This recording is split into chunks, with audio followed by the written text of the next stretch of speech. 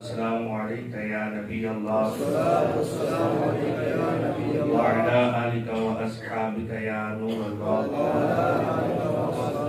نویت سنت الاعتکاف فرمان مصطفیٰ صلی اللہ تعالیٰ علیہ وآلہ وسلم کہ تم میری ذات پر درود پاک پڑھو، اللہ رب العزت تم پر رحمت فرمائے گا۔ صلو علی الحبیب صلی اللہ تعالیٰ علی محمد صلی اللہ تعالیٰ علیہ وآلہ وسلم۔ اللہ رب العزت کا یہ کروڑ ہا کروڑ احسان اور اس کا شکر ہے کہ اللہ رب العزت نے پھر ہمیں رمضان مبارک کی یہ پر نور ساعتیں عطا فرمائی۔ وگرنہ بعض چہرے ایسے بھی ہیں جو پچھلے سال ہم میں موجود تھے لیکن اس سال ہم میں موجود نہیں ہیں۔ یہ اللہ کا فضل ہوا ہے کہ اللہ رب العزت نے ہمیں پھر رمضان مبارک عطا فرمایا، اور یہ بخشش کا مغفرت کا مہینہ جو ہے وہ اللہ رب العزت نے ہمیں عطا فرمایا۔ ہر سال کی طرح یہ جو ہمارا الحمدللہ معمول ہے کہ بعد از نماز فجر یہ 20 منٹ کا دورانیہ جس میں ہم علم دین سیکھتے ہیں، تو یہی سلسلے کو برقرار رکھتے ہوئے انشاءاللہ اس سال بھی ہم 25 دن جو ہر سال کی طرح ہوتے ہیں 25 دن میں انشاءاللہ ہم قرآن کو درست انداز میں پڑھنے کا طریقہ سماعت فرمائیں گے۔ اللہ رب العزت کی بارگاہ میں دعا ہے اللہ رب العزت ہمیں صحیح قرآن پڑھ کر سمجھ کر اس پر عمل کرنے کی توفیق عطا فرمائے۔ یہ تجوید جو کورس ہم نے شروع کیا ہے، بعض آباد یہ سمجھتے ہیں کہ یہ تجوید فقط قرآن کو خوبصورتی کے ساتھ پڑھنے کا نام ہے۔ یہ تجوید فقط قرآن کو خوبصورتی کے ساتھ پڑھنے کا نام نہیں ہے، بلکہ تجوید جس طرح ہم پر نماز فرض ہے، رمضان المبارک کے روزے فرض ہیں، جس طرح سال کے بعد صاحب نصاب ہونے پر ہم پر زکوٰۃ فرض ہے، صاحب استطاعت ہونے پر ہم پر حج فرض ہے، اسی طرح قرآن پاک کو تجوید کے ساتھ پڑھنا یہ بھی ہم پر فرض ہے۔ قرآن کی تجوید سیکھنا، سمجھنا اور سمجھ کر اس کو پڑھنا یہ بھی اسی طرح فرض ہے جس طرح ہم پر نماز اور روزہ فرض ہے۔ یہ وہ فرض تھا جس کی طرف ہماری توجہ نہیں تھی، تو اللہ نے چاہا اور اللہ کے کرم سے کہ ہم الحمدللہ اللہ نے یہ توفیق بخشی اور یہ سعادت ملی کہ ہم انشاءاللہ اس رمضان مبارک میں اس اپنے فرض کو ادا کریں گے۔ تجوید یہ ہر مسلمان پر قرآن کو تجوید کے ساتھ پڑھنا یہ فرض ہے، اور تجوید کا انکار یہ کفر ہے۔ کوئی بندہ کہے نا کہ یہ تجوید ہے ہی کوئی نہیں، تو یہ صریح قرآن کا انکار کرنے والا ہے۔ سرینا صاحب میں انشاءاللہ دلیل آگے پیش کرتا ہوں، قرآن و حدیث سے انشاءاللہ عرض کرتا ہوں، تو یہ انکار کرے بالکل کہ یہ تجوید ہے ہی کوئی نہیں، اس کا جو ہے وہ سرے سے اس کا ثبوت ہی کوئی نہیں، تو ایسا بندہ دار اسلام سے خارج ہو جاتا ہے۔ یعنی یہ تجوید کا انکار کرنا کفر ہے، اور تجوید پڑھنا یہ فرض ہے۔ تو ہم نے پچھلے کئی درسوں میں یہ سماعت کیا ہے کہ فرض کا جو ہے وہ ترک کرنا یہ کیا ہے؟ حرام نہیں، فرض کا ترک کرنا، فرض کا انکار کفر ہے، لیکن فرض کو چھوڑ دینا، اگر اس کو فرض ہی سمجھتا ہے، فرض کو چھوڑ دینا، اس کو ترک کر دینا یہ حرام ہے، اور حرام کام کرنے والا بندہ گناہگار ہوتا ہے۔ تو اس سے یہ پتہ چلا کہ قرآن کو اگر ہم تجوید کے ساتھ نہیں پڑھتے، درست ادائیگی کے ساتھ نہیں پڑھتے، تو یہ قرآن ہمارا پڑھنا ثواب کی بجائے ہم حرام کام میں مبتلا ہے۔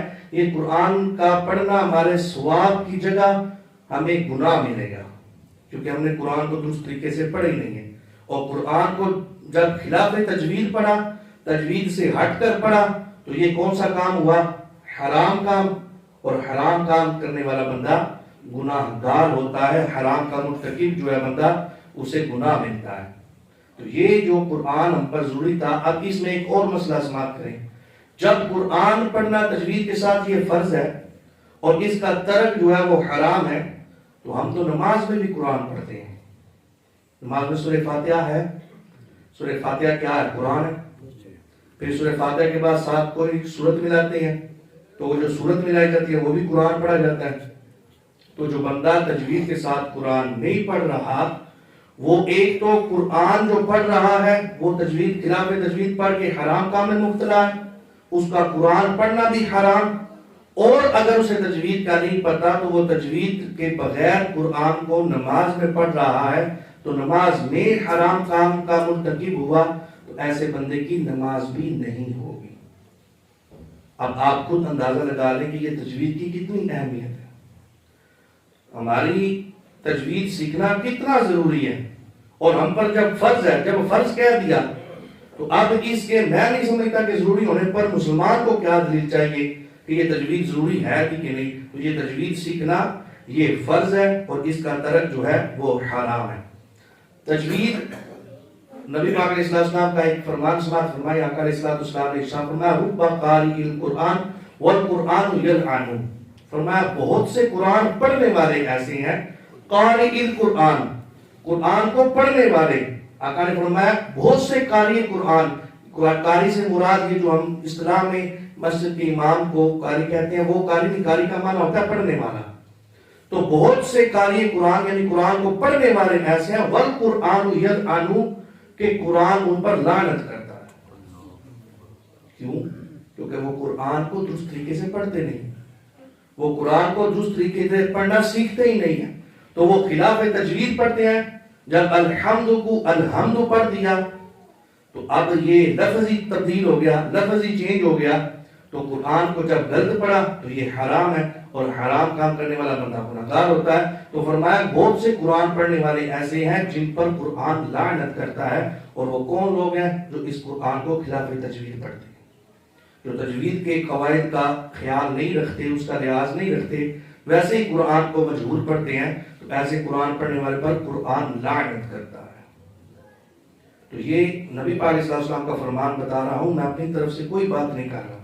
اور جو تجوید کے ساتھ قرآن پڑھتے ہیں، نبی پاک علیہ السلام کا فرمان سماعت فرمائیں، آقا نے فرمایا ان اللہ یحب ان یقرأ القرآن کما انزل، نبی پاک علیہ السلام نے فرمایا جامع الصغیر کے حدیث پاک ہے، آقا علیہ السلام نے ارشاد فرمایا جو تجوید کے ساتھ جیسا قرآن نازل ہوا ویسے قرآن پڑھتا ہے، تجوید کا لحاظ رکھ کر قرآن پڑھتا ہے، فرمایا ایسے بندے سے اللہ محبت فرماتا ہے، اللہ محبت کرتا ہے اس سے جو تجوید کے ساتھ قرآن کو پڑھتا ہے۔ دوسرے حدیث پاک سماعت فرمائیں جو مسلم شریف کے حدیث پاک ہے، نبی پاک علیہ السلام نے ارشاد فرمایا الماہر بالقرآن مع السافرۃ الکرام البررہ، نبی پاک علیہ السلام نے ارشاد فرمایا جو تجوید کے ساتھ قرآن کو درست طریقے کے ساتھ پڑھتا ہے، آقا علیہ السلام نے فرمایا اللہ رب العزت اس کو معزز اور مکرم فرشتوں کے ساتھ رکھے گا، یعنی وہ فرشتوں کے ساتھ ہوگا، اور عام فرشتے نہیں، معزز و مقرب، مقرب مطلب اللہ کے جو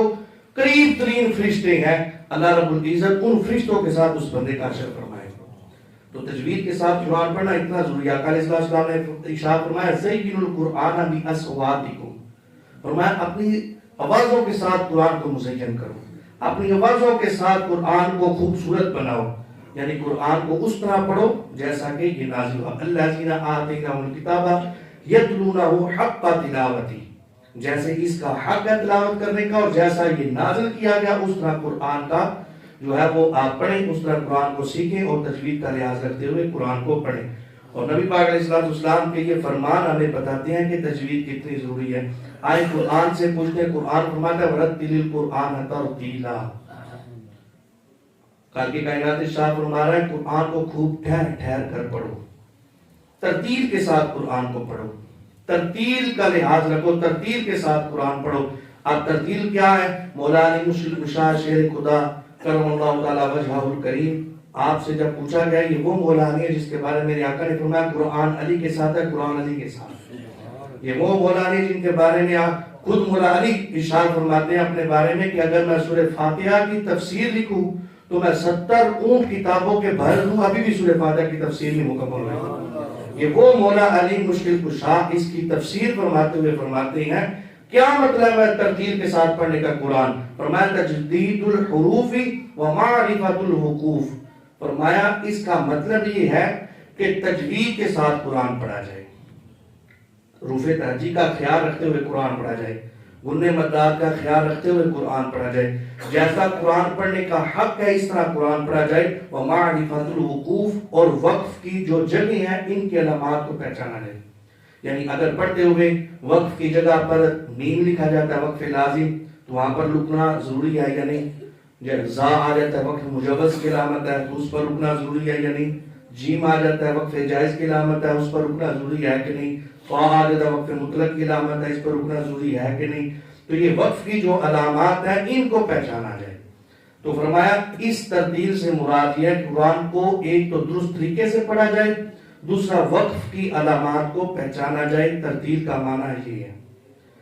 تو یہ مولا علی ارشاد فرما رہے ہیں. تو اعلیٰ حضرت آپ لکھتے ہیں تجوید بنس قطعی قرآن و اخبار متواترہ سید الانس والجان اجماع تام صحابہ و تابعین و سائر ائمہ کرام علیہم الرضوان، یعنی ان سب کے اجماع سے یہ ثابت ہے کہ تجوید حق و واجب اور علم دین شرع الہی ہے. یعنی اللہ رب العزت نے جو شریعت ہم پر نافذ فرمائی ہے اس شریعت میں یہ تجوید نص قرآن، نبی پاک علیہ السلام کا فرمان، حدیث متواترہ، ائمہ کرام کے تمام اقوال، صحابہ اور تابعین کے اجماع سے ثابت ہے. اس عبارت کا یہ مطلب ہے.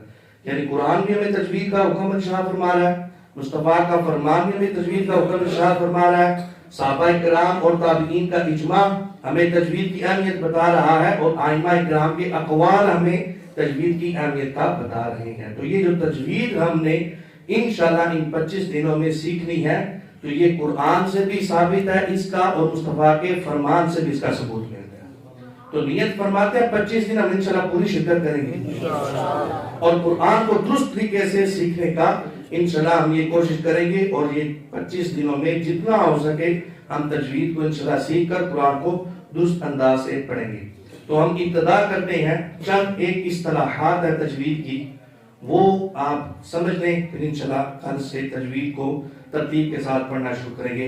سب سے پہلے اصطلاحات میں سمجھ لیں کہ تعوذ، بعض اس کو تعوذ پڑھتے ہیں، لفظ تعوذ نہیں ہے، تعوذ ہے. اعوذ باللہ من الشیطان الرجیم، اس کو کہتے ہیں تعوذ. کیا کہتے ہیں؟ تعوذ. بعض کو تعوذ کہتے ہیں، تعوذ نہیں بلکہ لفظ ہے تعوذ. پھر تسمیہ، بسم اللہ الرحمن الرحیم، اس کو کہتے ہیں تسمیہ. کیا کہتے ہیں؟ اعوذ باللہ کو کیا کہتے ہیں؟ تعوذ. اور بسم اللہ شریف کو کیا کہتے ہیں؟ تسمیہ. پھر آگے حرکات، زبر زیر پیش کو حرکات کہتے ہیں. ایک تو نا حرکت، یہ میں نے ہاتھ لایا اسے حرکت کہتے ہیں، یہ حرکت نہیں. اصطلاحات تجوید میں حرکت کہتے ہیں زبر کو، زیر کو بھی حرکت کہتے ہیں، پیش کو بھی حرکت کہتے ہیں.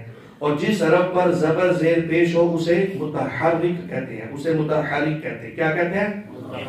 تو حرکت کسے کہتے ہیں نہیں آپ اس کے لیے سمجھنے کے لیے ضروری ہے کہ زبر زیر پیش کو حرکت کہتے ہیں. زبر کہتے ہیں جو لفظ کے اوپر آتی ہے، زیر کہتے ہیں جو لفظ کے نیچے آتی ہے، اور پیش کہتے ہیں جو گول سی ایک جو نشان ہے وہ لفظ کے اوپر آتا ہے اسے پیش کہتے ہیں. تو زبر زیر پیش کو حرکات کہتے ہیں.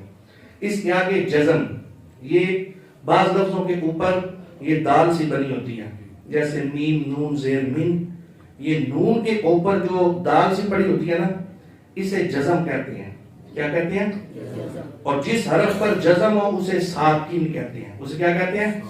ساکن. جس حرف پر جزم ہو اسے ساکن کہتے ہیں. جزم کسے کہتے ہیں؟ وہ جو دال سی بنی ہوتی ہے لفظ کے اوپر، اور جس حرف پر وہ دال سی آ جائے، جزم آ جائے، اس حرف کو ساکن کہتے ہیں. اور ایک کہتے ہیں تشدید، 3 دندان والی، یعنی آسان سمجھنے جیسے ڈبلیو نہیں لکھا ہوتا، اس کو تشدید کہتے ہیں. کیا کہتے ہیں؟ تشدید. اور جس حرف پر یہ تشدید ہو اسے مشدد کہتے ہیں. کیا کہتے ہیں؟ مشدد. زبر زیر پیش کو حرکات کہتے ہیں، حرکت کہتے ہیں. اور جزم وہ جو دال سے بنی ہوتی ہے اسے کہتے ہیں، اور جس حرف پر جزم ہو اسے ساکن کہتے ہیں. اور 3 دندان والی وہ جو ڈبلیو سے لکھا ہوتا ہے اسے تشدید کہتے ہیں، اور جس حرف پر وہ تشدید آ جائے اسے مشدد کہتے ہیں. پھر کہتے ہیں مد. مد اصطلاحات تجوید میں لمبا کر کے پڑھنے کو کہتے ہیں.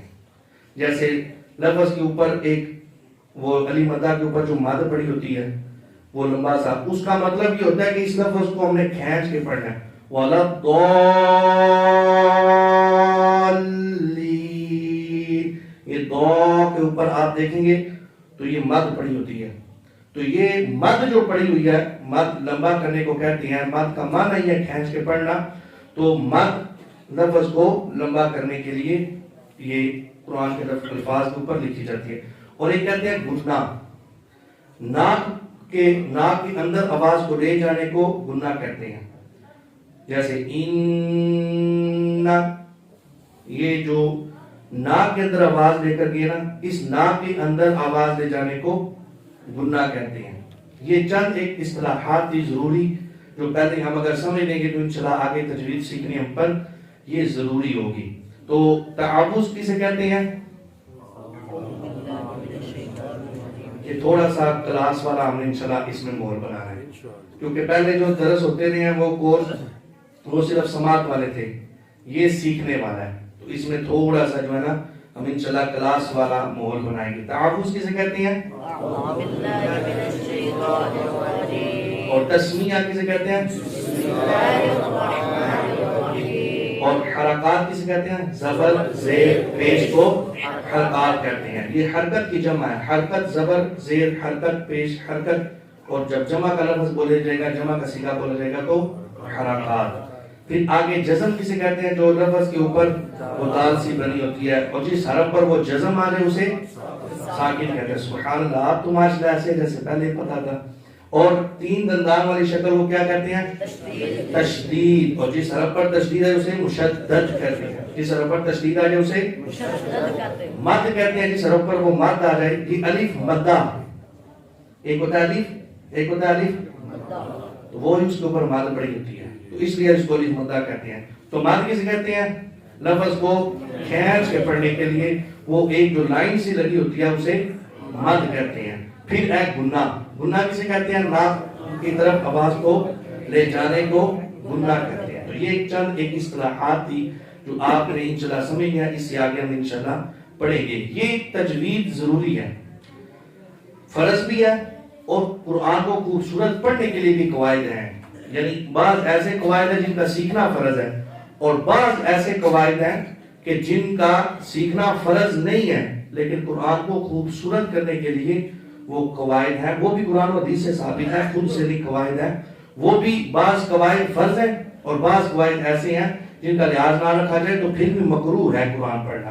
تو یہ انشاءاللہ سارے تجوید ہم پڑھیں گے. کل ہم انشاءاللہ سمجھیں گے لحن جلی اور لحن خفی. لحن جلی کسے کہتے ہیں؟ جس سے نماز میں اگر لحن جلی پائی جائے تو نماز بھی نہیں ہوگی. قرآن میں لحن جلی پائی جائے تو گناہگار ہوگا بندہ، حرام ہے. اور لحن خفی اسے کہتے ہیں کہ جن کا ترک کرنا مکروہ ہے. اگر نماز میں ہوگا لحن خفی تو نماز میں حرج تو واقع نہیں ہوگا، البتہ یہ کہ قرات کے معاملات میں وہ عمل مکروہ ہوگا. دعا اللہ رب العزت کے بارگاہ میں اللہ رب العزت نے قرآن سے سیکھ کر سمجھ کر عمل کرنے کی توفیق عطا فرمائے. آمین.